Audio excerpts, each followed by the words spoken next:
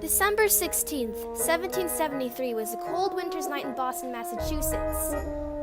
Ships on Griffin's Wharf rocked gently against the Atlantic Ocean. The smell of wet pavement graced the noses of colonists, but so did the smell of over 90,000 pounds of tea. That's right, the colonists decided to spill some tea. Not that kind of tea, but...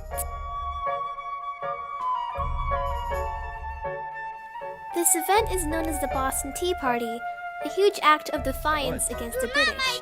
But it wasn't a spontaneous event. Many colonists, not only Bostonians, have been tired of annoying and petty antics from the British. For example, they faced events like the Sugar Act, the Stamp Act, and the Townshend Acts, which heavily taxed those living in the colonies. So numerous colonists from all over met together and decided to do something to combat taxes. Tension between the British and the colonists only grew and grew as the colonists started growing tired from taxation without representation. On that fateful night of December 16th, hundreds of colonists, out of that only 116 were documented, so we don't know the true number, and the Sons of Liberty dressed up like Mohawk Indians. They gathered and marched to the docks where 3 ships stocked full of tea chests were just waiting to be emptied.